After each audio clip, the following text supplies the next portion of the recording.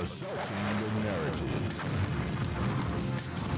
destroying their lives, unearthing the truth.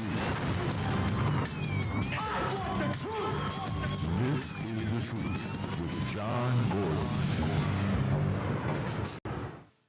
Welcome to The Truth. I'm John Gordon. We're watching what appears to be Today, we are honored to have a national figure, Charlie Kirk. He's 30 years old, and he has started a movement called Turning Point USA. Charlie goes around the country and talks to college students about conservative principles and ideals and values. Charlie is the founder of Turning Point USA, and he has just written a book on wokeism, which we're going to talk to Charlie about as we welcome him to the show. Turning Point USA is the largest and fastest growing conservative youth activist organization in the country. Charlie has been named to Forbes' list of 30 under 30. He's a #1 best-selling author on both Amazon and the New York Times bestseller list. Charlie Kirk has a nationally syndicated show on 150 radio stations with an over 1 million population of listeners each day. It is my privilege now to welcome to The Truth, Charlie Kirk. So Charlie Kirk, welcome to The Truth. Thank you. Absolutely. Thanks for having me. I can't tell you how excited I am to look at your new book. I haven't gotten a full copy of it yet, but the advanced copy that I've got, I have read. The Right-Wing Revolution, How to Beat the Woke and Save the West. I've really, wokeness crept up on me, or at least I thought it had, until I read in your book that it's really been emerging over a long period of time. You point out that the Soviet KGB agent and Soviet defector Yuri Bezmenov in 1984 talked about a movement to co-opt the United States that psychologically that has spanned at that time over 2 decades. What is going on, Charlie? Yeah, I mean, wokeism, which is really a synonym and is a cousin of communism, has been around for 60 or 70 years in this country. And this is hard for conservatives to internalize and recognize because we like to think as if we won the Cold War. What we argue in the book is that actually wokeism was the silent sleeper cell after the Cold War that enveloped the West while we were too busy celebrating. So yes, wokeism is a cousin of Marxism. It is nihilism, postmodernism, post-structuralism, and deconstructionism kind of all wrapped into one. And look, the woke, because people say, well, how do you define it? It's a movement that complains until they control.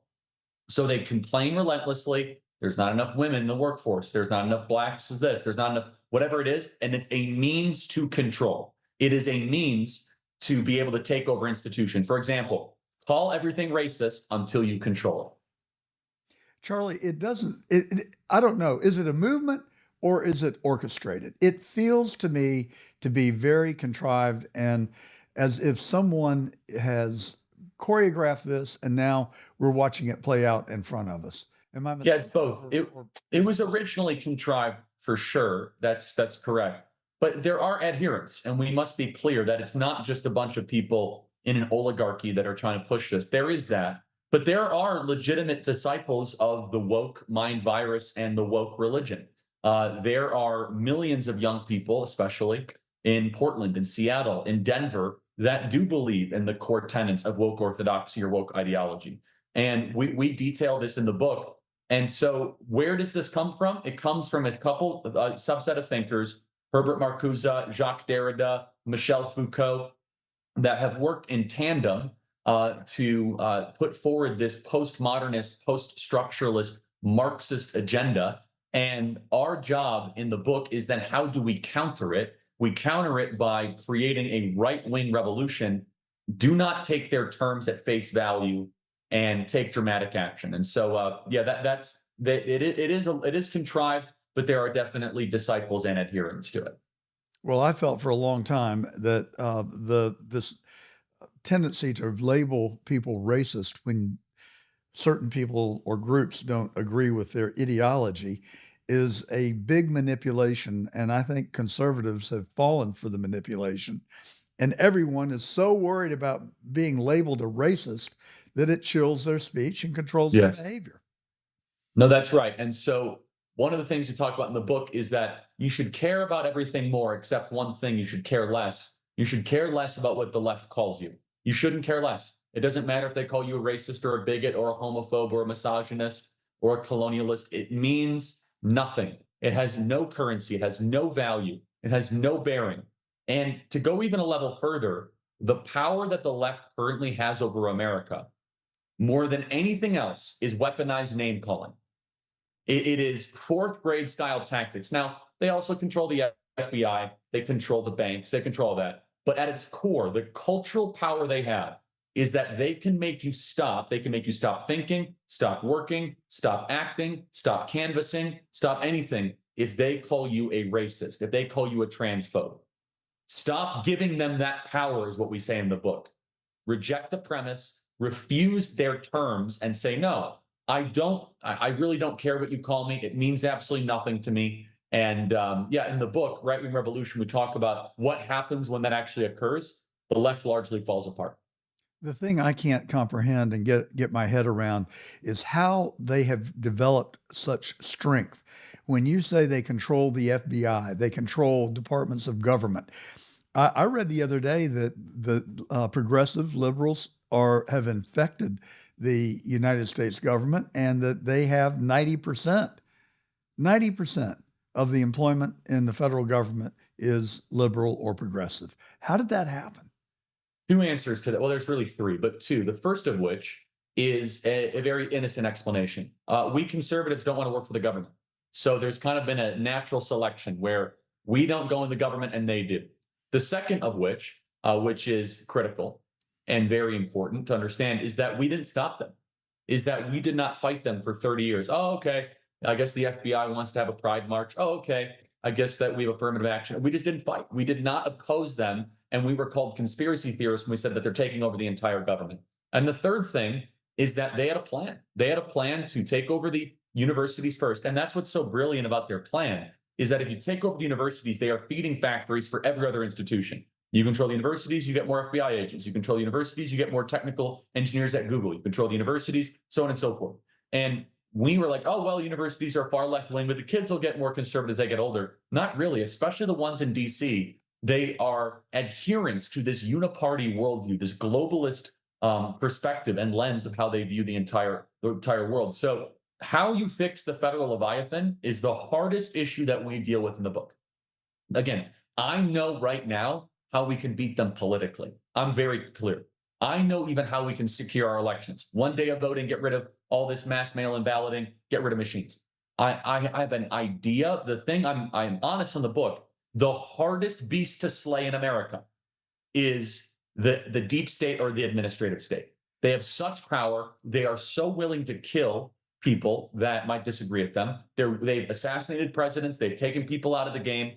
And we as conservatives, if we are serious about taking back our country, we must eliminate the administrative state in its current form. That is the toughest fight that Donald Trump will have in his second term. God willing, he gets one. Charlie, I got a letter. Don't ask me how I got on the list, but I got a letter from the Biden-Harris campaign just last week, and it was a fundraising letter to which I did not respond, obviously. Reading this letter, I literally thought that I was in that TV show, I've Been Punked. I felt like I was in the Twilight Zone. Here are the platform agenda items of the Biden-Harris campaign: mandatory vaccinations, complete ban on firearms, youth gender autonomy, mandatory vegan diet, and open border policy. Good God, save us! Help. Was that in the letter? These are the. Can you zoom in on this, Q? Well, I hate to. I think then that's probably a troll that they're sending out. I tell you, it may be. It could be that the mandatory vegan diet. I think that's probably done by conservatives trying to make them look bad. I'm guessing. Charlie, I hope you're right, but I got a fundraising solicitation, and the return envelope was to the Biden-Harris campaign, and so I don't know. But I'll accept your explanation because I'm only saying it's here's what's amazing. The fact that we might think it's real shows how insane, right? It's dangerous. So it's a very deep point, but the vegan thing I think might be a troll. We'll see. Well, I like I said when I read it, I said I've been punked, but one way or the other, it like you say, it is somewhat. Most of the items are believable, and that's the scary part. Charlie, are we going to win in November? What's your best estimate? And I'll tell you, when I say win, I go straight to one thing. It's not politics or policy or a record versus a record. It's whether we're going to have an honest and fair election. To me, that is the only way we lose if we don't. Well, so we have a 50-50 shot. It's that simple. We have a 50-50 shot of Donald Trump getting back in the White House. It should be 100%, by the way, if we had an actual fair and free election, but we don't. We do not have a fair and free election. And so we have a 50-50 chance. And there's a lot of things working in our favor and a lot of things working in the Biden machine's favor. One of the things in the Biden machine's favor is our Republican Party did not do a good enough job of reforming elections. We just didn't. We did not do a good enough job of reforming our elections over the last couple of years. And so we're left with somewhat damaged elections. And so I refuse to overhype the odds. At the same point, here's what I will say. It is very winnable. There are more of us than them. It can be done, even with the faults, even with the negativity. That's why I like Donald Trump's too big to rig. But I respect your audience too much, and I respect my audience too much. I'm very clear. It's a coin flip. If you have a coin, flip it. That's Donald Trump's chances. I agree with you. I mean, every poll that I read is within a point or two in the popular vote, even though I am watching a weekly YouTube video that is tracking the 22 national polls, and they assimilate the data and then they put it into the context of the Electoral College. And based on the poll this week, Trump gets 290 electoral votes. Wow. Well, again, but look, they can steal something up to 3 to 5 points. And that's why we need, so here, everyone has a role to play. My role at Turning Point Action and what we're doing is, I think one of the greatest frauds in America is when people agree with us and they don't vote. And that happens. And so my job is to try to get every person who agrees with us to vote. And again, everyone has an important role to play, but that's the lane that I've emphasized and I'm focusing. Well, speaking of trolling, I have observed over the last several election cycles that we are told that we can expect a red wave. We heard it in 2018, we heard it in 20, we heard it again in 22. Now it looks like, people are watching the rallies, and President Trump has 30 and 40 and 50,000 people attending the rallies. The momentum seems to be swinging in his direction. He has beat these fake prosecutions at virtually every turn. So it feels good. I wonder if it lulls us into a false sense of security, to your point, that people that believe, agree with us, we have to work, show up. We have to chase ballots. We have to get our people out. We have to also we have to give people the permission who are lower propensity to vote early. And I know that people say it's not the most secure way of voting. You're probably right. But you know what is the most insecure way of voting? Not voting. So I want to give you an example. Here in Arizona, when I went to go vote for Kerry Lake, who should be governor of Arizona, there was a 2.5-hour waiting line. And there were hundreds of people in their 90s who could not stand there for 2.5 hours in the Arizona heat, who ended up not voting at all. So let me ask you a question hypothetically. Is it better for those 95-year-old people to have voted early or to have not been able to vote at all? Of course, it's better for them to vote early than not vote at all. And so we need to keep our activism going. We need to get our working boots on. And with that, look, Joe Biden is going to outspend us. Joe Biden controls the FBI, the CIA, the Department of Justice. They got a lot of surprises coming for us. But we have the American people on our side, and I pray that that movement will crescendo in November. One of the surprises that I am so freaked out about and think about every day is that I watched an interview with Biden with David Muir from Normandy 3 weeks ago. And here is the president of the United States saying that he was going to give the green light to the Ukraine to use American-made munitions to fire on the internal sovereignty of Russia. Now, I don't know about you, but that is the most provocative comment I've ever heard come out of a president's mouth. And so what did we get? Right here, a mile off the coast from where I'm sitting right now, friends of mine witnessed Soviet warships on their way to Cuba. And we've got 4 Soviet warships and a nuclear submarine in Cuba right now. This is a suspicion, a weak suspicion. I mean, I give it a 10% probability, but nevertheless, it's scary that Biden is going to get us into a world war, and he will suspend the November elections on the basis of a national security. It could happen. It could happen. I don't know what they're going to pull either, but just watching the recklessness and the way that the dominoes seem to start to be falling, it really concerns me. And so I'm cautioning against it at every turn, just so people will be aware and we can push back on whatever it is they may be trying to cook up. So the other thing that you said a minute ago that I really took note of is that these people will stoop to no known lows to get their way, including killing people.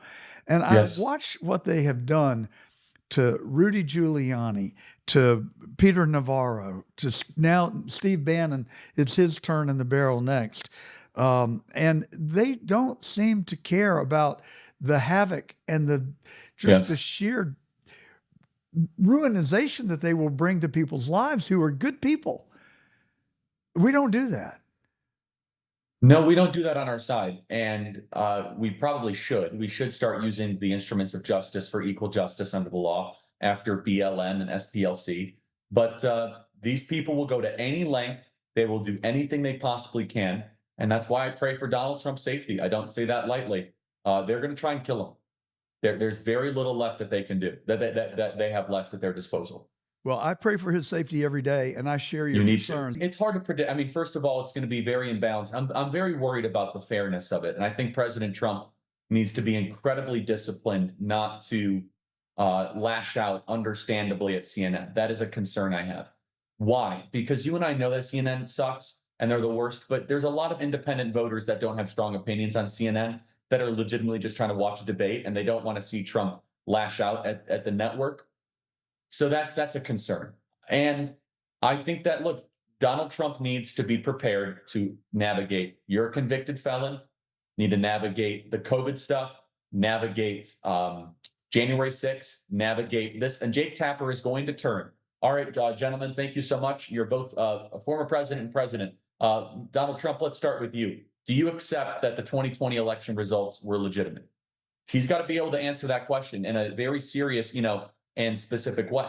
And same with Joe Biden. So it is the earliest summer debate we've ever had. Joe Biden is doing it largely because he's lagging the polls, and it is going to be must watch television. Well, I think the president should remind Joe Biden that he told the American people on live television in the last time that they faced each other in a debate that the Hunter Biden laptop had been debunked. Yes, that's right. Product of Russian disinformation. Now that was used in a trial against his son. Well, Joe Biden lied to the country. And That's the most right. disturbing part to me was that 52 senior members of our intelligence community signed a letter that supported right. that. And it's just shocking to me that if that's not election interference, I've never seen it. That's right. So, VP, Trump's got to pick a vice president. I'll be at the convention in less than a month. I'm sure you will be as well. I will be there. Yep. Would you care to make odds on who that? I want JD Vance to be the VP. I've said that privately and publicly, and I'm lobbying for him big time. But I think it's probably between Burgum, JD, and maybe a dark horse of Rubio. I think Burgum and JD are probably the final two right now. I think JD would be a much better selection than Doug Burgum. Where do we get the book, Charlie?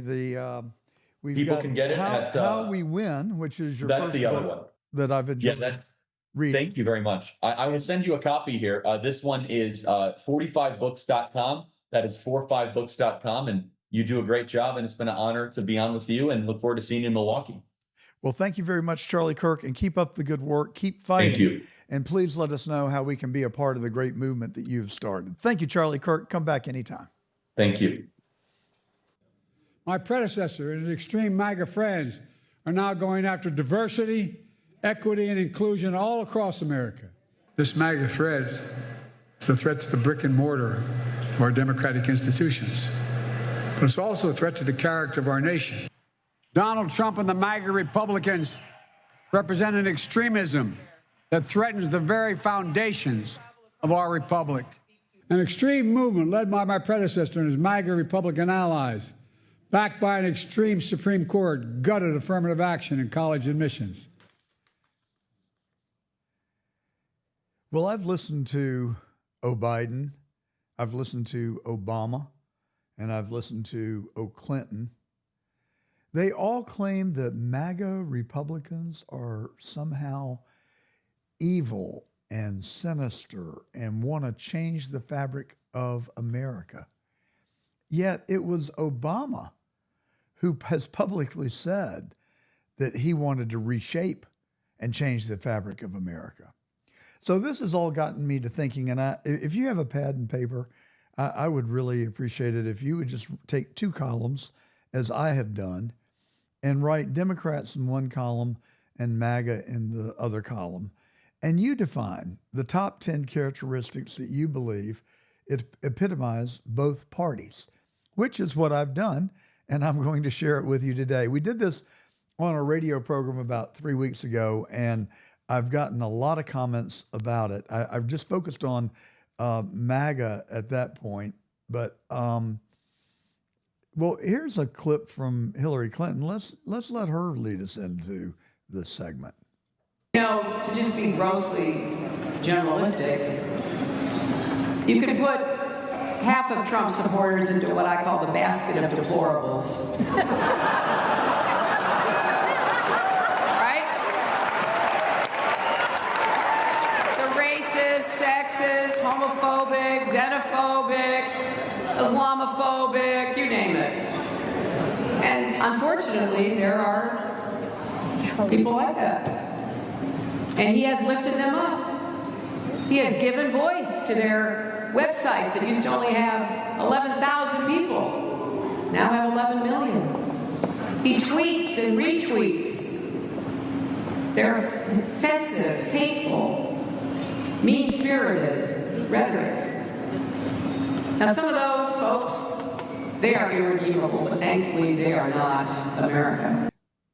They hate while they're accusing others of hate. Now, I've watched Donald Trump now for a good, 8 years, and probably 9 years. I've actually have watched him even before that, studied him from a business perspective as well as a celebrity. I just have not heard him engage in hateful speech. Now, he doesn't like his opponents, and he doesn't like his critics, and he is a fighter and he will go after them. But I have never heard him or any Republican wholesale broad brush the Democrats as anything hateful, just like Hillary Clinton did, and like Joe Biden has, and then Barack Obama, who wants to change the fabric of America. So, as I was saying, I have made a list of what I think epitomizes Democrats and what I think epitomizes Republicans. I would like you to compare my list with yours, and then let's see at the end who we would rather identify with. So, progressive, liberal Democrats appear to want to tear down our culture. They vandalize and literally destroy our historic and cultural remembrances. This isn't what Republicans do. I have observed that Democrats utilize lies instead of truth. And you're watching on the screen America's #1 top liar. Democrats love big government. They've engaged in the most reckless spending that we've ever witnessed in our entire nation's history and in any of our lifetimes now. And someday it's going to have to be paid. Today, the federal budget deficit exceeds $34 trillion. This year alone, the deficit is going to exceed $1.3 trillion, which is where we roughly are, and we're just barely halfway through the year.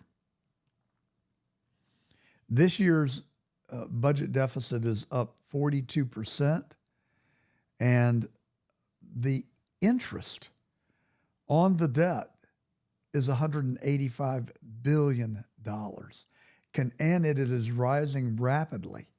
By 2028, it will be the single largest line item in the federal budget. Now, people who go against the norm or who don't subscribe to the the company line, the government line, are censored or canceled. They don't care whose lives they destroy. Rudy Giuliani, Steve Bannon,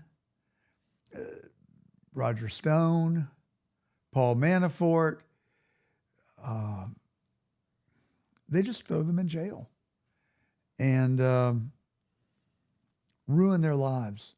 Good men who have fought and sacrificed for our country, who have worked for the American citizens, and their reward is their lives are absolutely terrorized. Democrats fight the Second Amendment. They want gun control, all while opening our southern border. And why do they open the southern border? For their own political greed and power.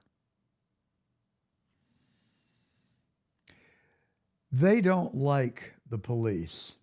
In fact, they want to defund the police, and they have. And in places where they have defunded the police, violent crime and other crimes against persons and property have skyrocketed. Of course, I'm thinking of Chicago and Detroit and San Francisco, places that really just fundamentally do not like the police.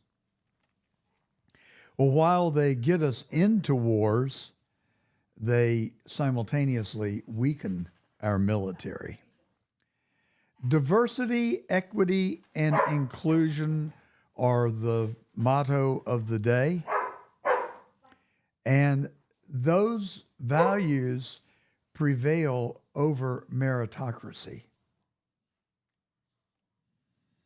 And finally, ladies and gentlemen, if you're a liberal Democrat and you want to change the fabric of America, and you don't like law enforcement, and you don't like the American flag, you just take a knee. So you tell me. You can do it in the comments, or you can always write to me, johngordontruth@gmail.com. I'd love to hear from you. I'll read it and I'll answer you. So what do you think? How do you think that contrasts to MAGA Republicans? You know, the basket of deplorables, the people who want to tear down democracy. Well, here's what I think it means to be MAGA.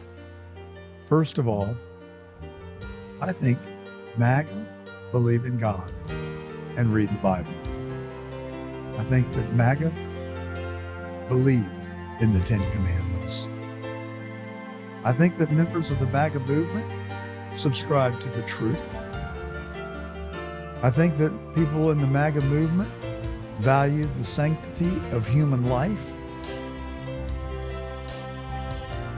Conservative Republicans want less government, responsible spending, and lower taxes.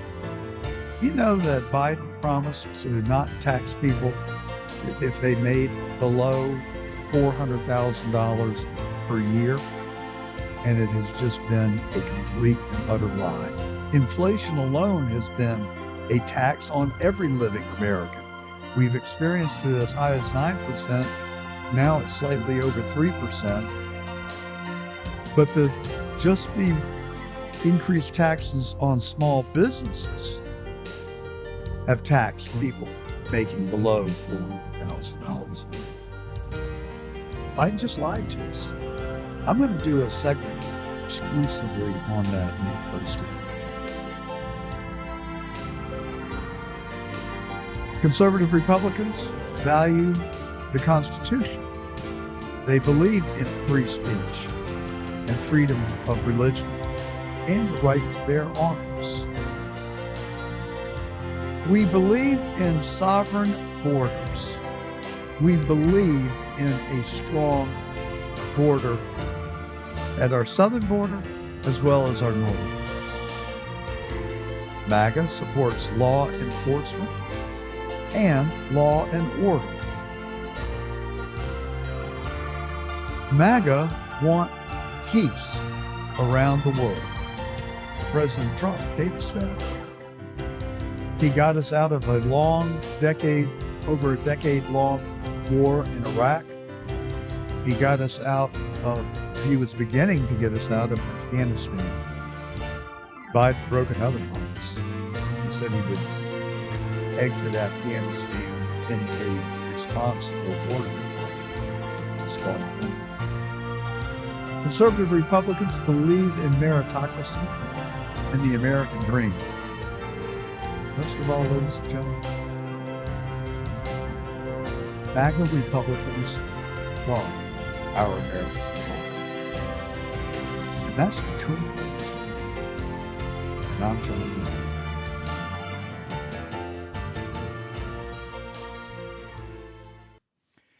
Well, I hope you're enjoying the show so far. We're coming to you live from West Palm Beach today, as most Saturdays, on the John Fredericks Radio Network in Atlanta, Richmond, Norfolk, Nashville, Memphis.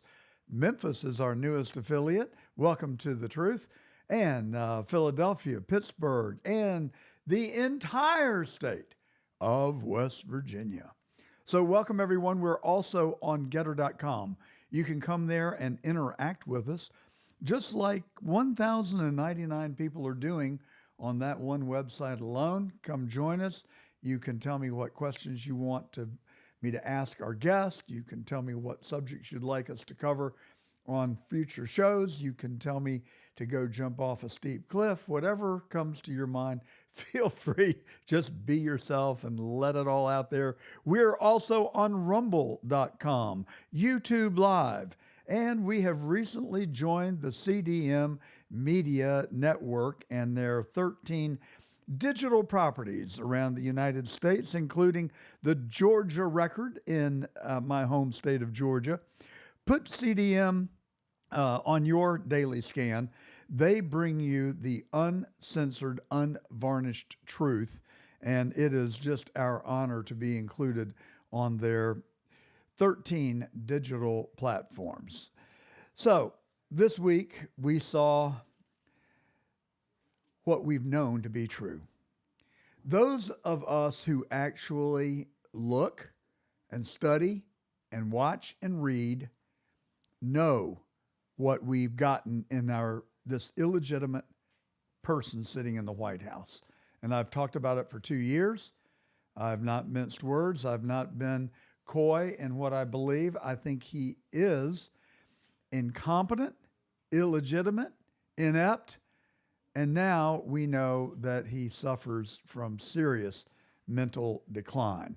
There's one other thing that I continue to talk about, and this gets Flagler riled up over there when I go into this.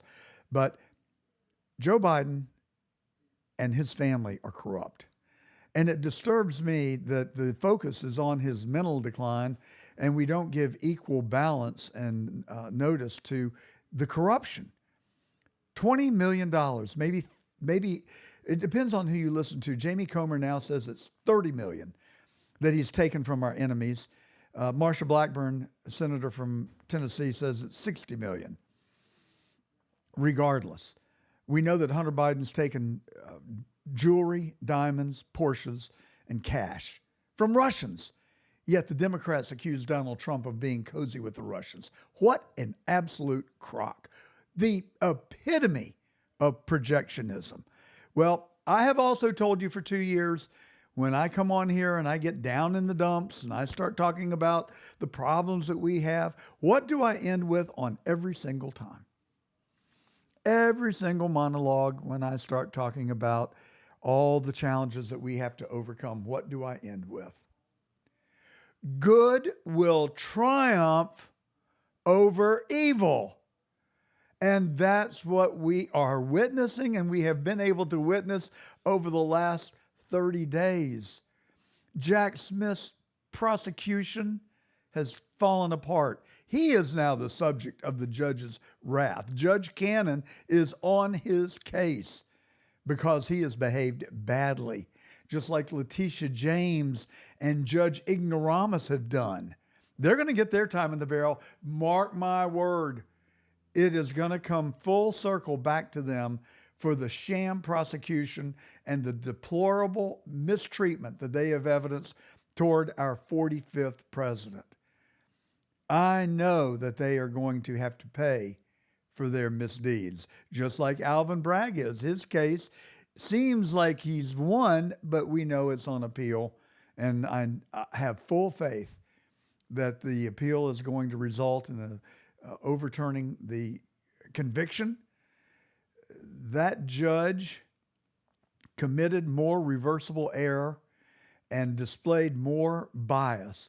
And we've also learned, and we know that his daughter is making thousands of dollars through social media, and she is being paid by none other than the Democrats.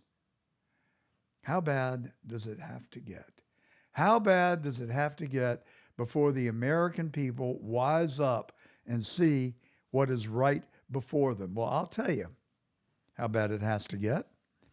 All we had to do is have a debate where the mainstream media could not protect, hide, coddle, or lie to you about Joe Biden. It didn't take long into the debate before Americans saw what's up.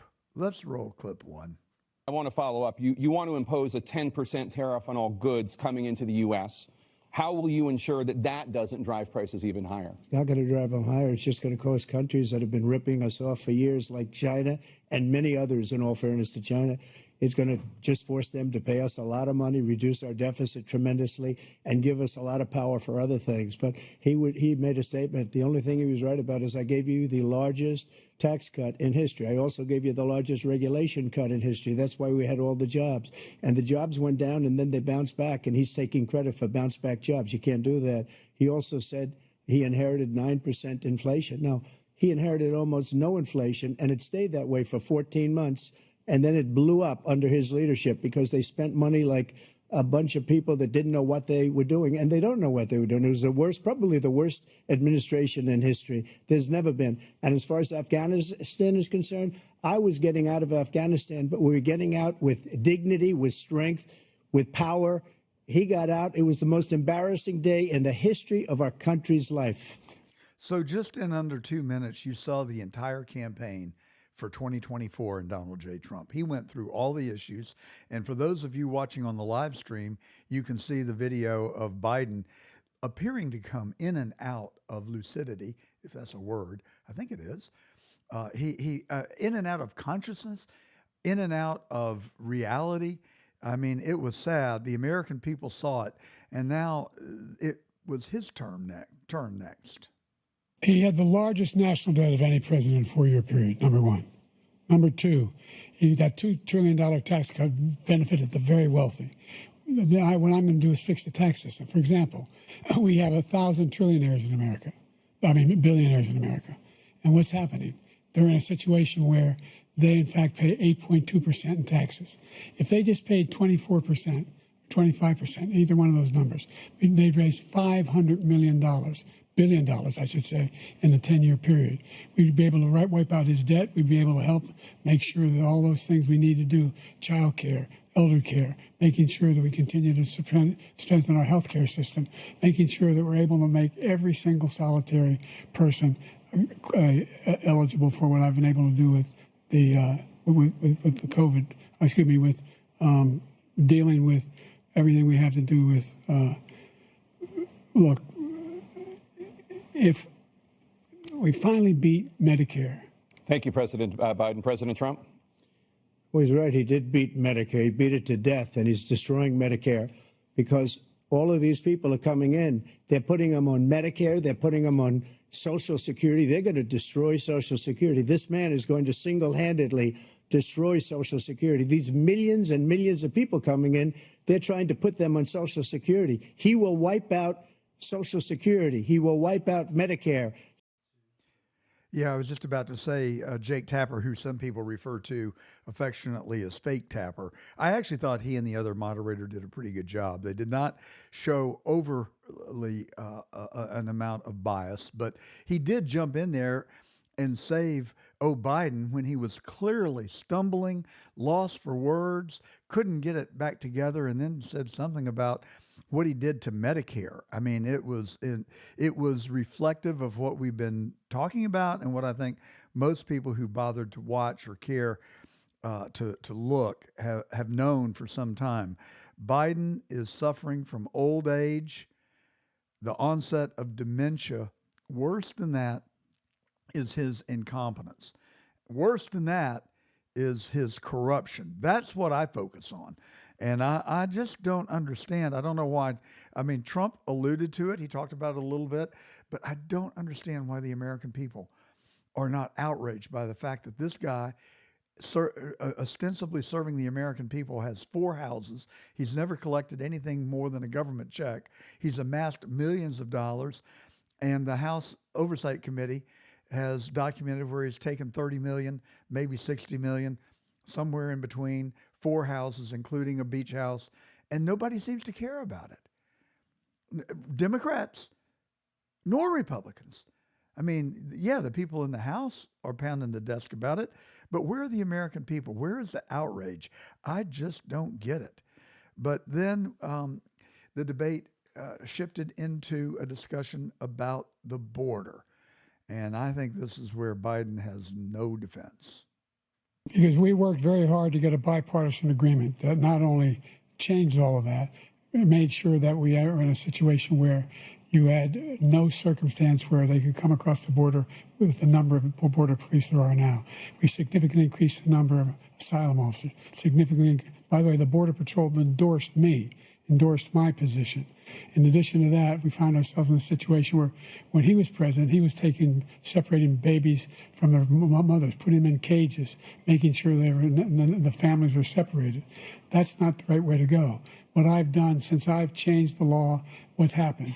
I've changed it in a way that now you're in a situation where there are 40% fewer people coming across the border illegally. It's better than when he left office. And I'm going to continue to move until we get the total ban on the total initiative relative to what we're going to do with more Border Patrol and more asylum officers. President Trump? I really don't know what he said at the end of that sentence. I don't think he knows what he said either. It's sad. It is sad. And this is the guy who has the nuclear codes. He's the leader of the free world, the most powerful person on earth. Well, I got news for you. He isn't powerful. The people behind him are powerful. They're the ones who should be ashamed. They are taking full advantage of this puppet. They're pulling the strings and they're letting him go out there and embarrass himself. After serving, I think you have to give him credit. Yeah. Has he profited improperly? Hell yes. Has he served this country for 50 years in public service? I don't think you can deny that. I think we've got to acknowledge the fact that he has worked and he has worked hard. Now, do I agree with his policies? No. Do I like him? Absolutely not. Why? I don't dislike him because he is old. I'm on his heels. I'm catching up with him. But I don't dislike him because he has dementia. I dislike him because he lies and he's corrupt. That's why I dislike him. And he is corrupting and has corrupted his entire family. Look at his son. He turned him into the bag man, for God's sakes. His son is going around the globe collecting money from our adversaries. What father does that? That's why I don't like Joe Biden. Do I hate him? No. Do I dislike him? Yes. And now there's a certain amount of pity that I feel for him because his wife and his handlers and the people that are using him are allowing him to go out and embarrass himself. They should be shamed. They should take great shame in what they are doing. All right, so you saw him stumble. You saw him lose his place. You saw him forget where he was and what he was doing. And then we get to go to the aftermath and what the commentators had to say following the debate. Let's run the next clip. Well, one more. You can see he is 6'5" and only 223 pounds, or 235 pounds. Well, you said 6'4", 200. Well, anyway, that's what you're. Anyway, just take a look at what he says he is, and take a look at what he is. Look, I'd be happy to have a driving contest with him. The reason I got my handicap, which when I was vice president, down to a 6. But by the way, I told you before, I'm happy to play golf if you carry your own bag. Think you can do it? That's the biggest lie. He's a 6 handicap of all. I was an 8 handicap. Yeah. 8. Never. But I have, you know how many? I've seen you swing. I know you swing. Okay, let's not act like children. President Trump, we're going to 21 turn. Let's not act like children. Yeah, every time that Biden got himself in a crack, the moderators would try and bail him out. That's what we saw earlier in the show with Jake Tapper, and then the moderator just there tried to rescue him, and they moved along. But I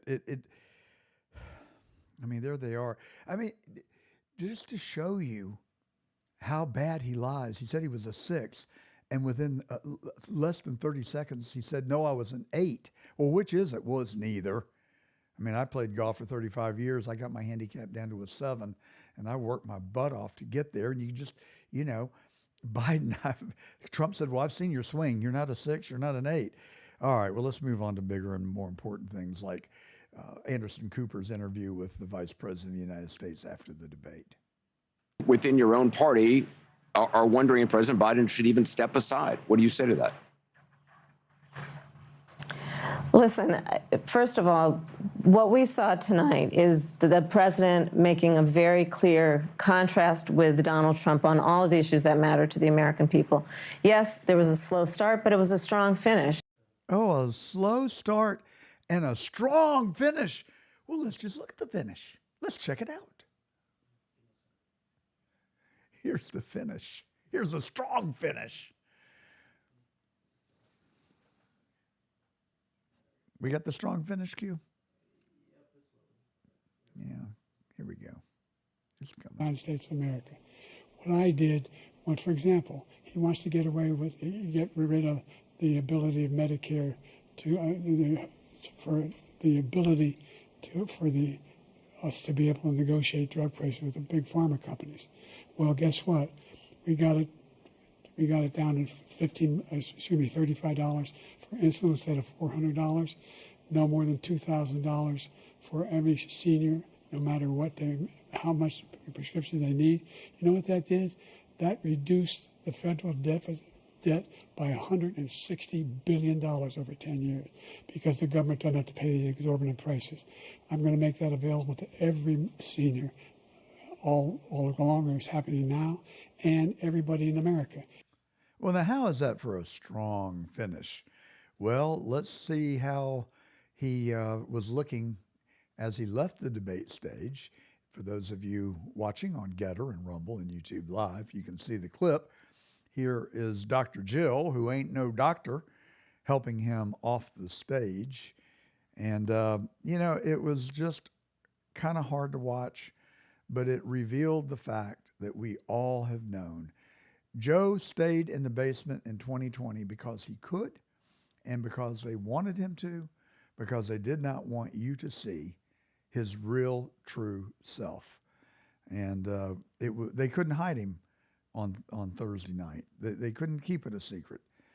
He had to be out there. But here's what No Dr. Jill had to say after the debate. Joe, you did such a great job. You answered every question. You knew all the facts. Oh, Joe, you did such a great job. Are you kidding me? Really? I mean, ladies and gentlemen, they take us for fools. They think they can play us. He did a great job, really. Oh my gosh. And that's why independents are coming to Trump in droves. They are coming to Trump in droves. And every time a new poll comes out, Trump clicks up another point or two. Right now, he's gone from a 1-point lead nationally in the popular vote to what appears to be a 3-point lead. But people who were on the fence, I watched a focus group with a Democratic pollster. He had a focus group with 14 people that were undecided before the debate. 12 of them indicated after the debate that they were voting for Trump. Now, that's a focus group of 14 out of 300 million Americans. I understand it, but these guys are professionals. They know what they're doing. And this guy, whose name escapes me for the moment, is perhaps the leading Democratic pollster in the country. And he indicated that the Democratic leadership are all huddling, and they're all meeting in private, and they're all meeting in emergency session because they know that Biden is done. So I will say that, let's see here. We've got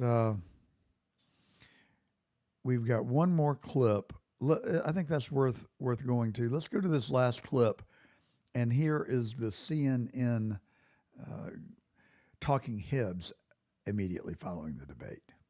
Democratic leaders, as you know, Kristen, they're clearly rallying around President Biden right now, including the former President Barack Obama, who issued a statement saying this: "Bad debate nights happen, trust me, I know.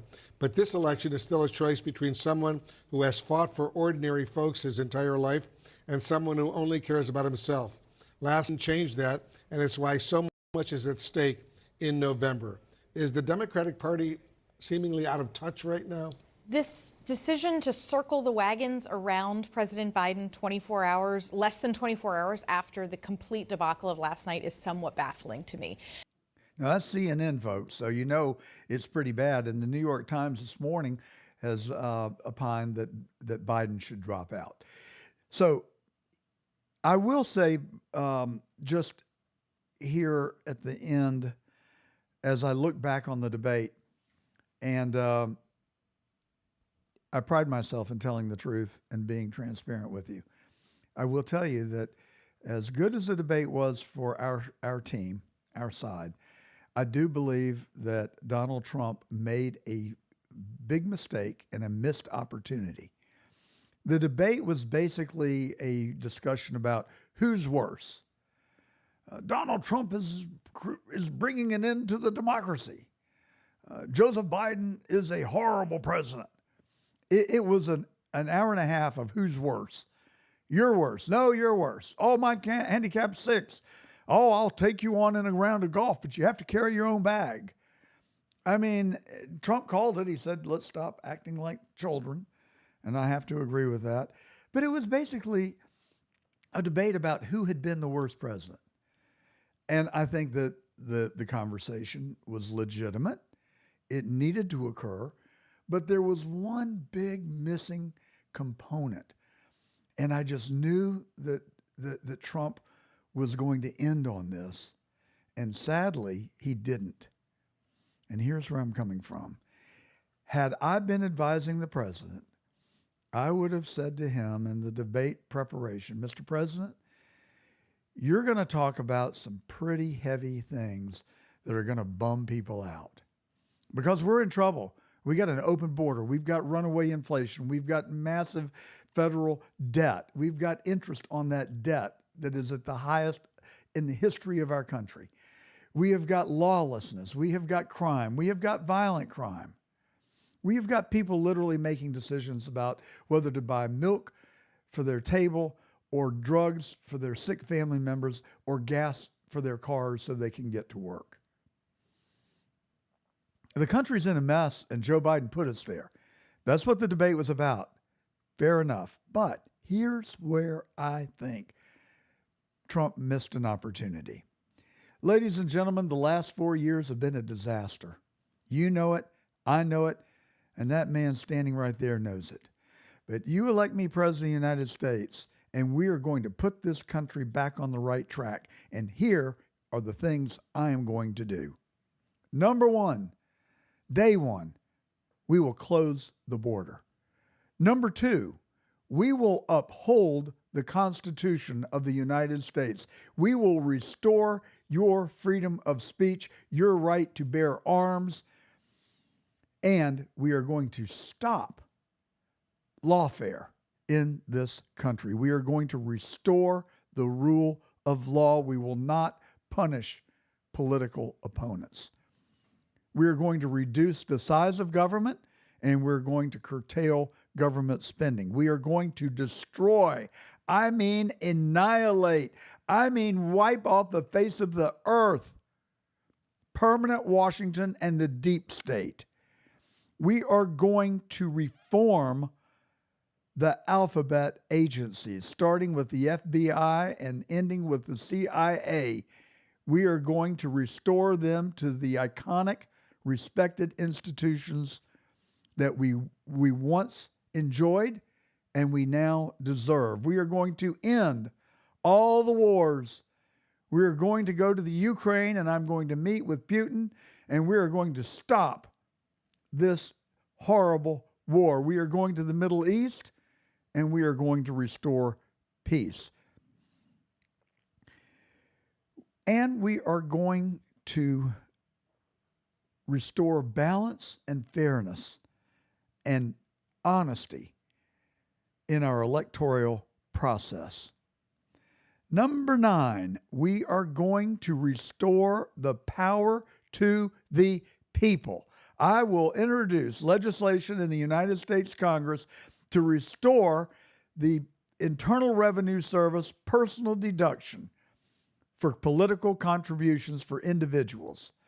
This will diminish the special interest and give the people the power to elect their representatives. And finally, we will restore patriotism as a sacred value in this country. We will not take a knee for our flag, but instead we will stand tall, in the words of Ronald Reagan, and salute our flag and for all it stands. Now that is the speech that I wish that Donald Trump had given at the end of the debate. Maybe he is saving it for the next debate in September, if there is one. Now, I predict that there will be one. I don't believe that they're going to remove Joe Biden from the ticket. I could be wrong. They have every reason to, because they're going to lose without him. But I think the people that are going to cling to Joe Biden are the people that are going to, that have been using him as their proxy to get their way, to undermine the fabric of our country, and to, in their lust and quest for power, they don't want to lose Joe Biden, because he'll do whatever he is told to do by Clinton and Obama. And so they want another 4 years of Biden. Will they get it? I certainly hope not. But let's just say that they do take him off the ticket. So then who is going to be the replacement? And it is possible. I mean, the first thing that has to happen is they've got to get Jill to convince Biden to resign. Easier said than done, because she's one of those people that doesn't want to give up her power, because she's back there pulling the strings just as sure as you and I can imagine it, along with the other members of the cabal. But will it be Kamala Harris? Not a chance. She couldn't get 2% in the Democratic primary when she ran against Joe Biden for the nomination.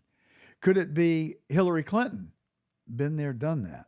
I mean, I think there's so much dislike of Hillary Clinton that would be a bad mistake. Gavin Newsom, he's tall, he's handsome, he's charismatic, and he lies. And he has got a deplorable, talk about deplorables. He has got a horrific record. He can't defend it. He would be a bad choice. Ladies and gentlemen, if they're going to have any chance of winning in November, the only person that comes to my mind is Joe Manchin. He is a centrist. He is articulate. He's reasonable. He's calm. Not my kind of guy, not my kind of politician, not my ideology, but he would be the logical choice. You heard it here. You heard it here first. This is The Truth. I'm John Gordon. I hope you have a great weekend. Join us next Saturday for another edition of The Truth right here on the John Fredericks Radio Network and CDM Media. Have a great weekend, everybody.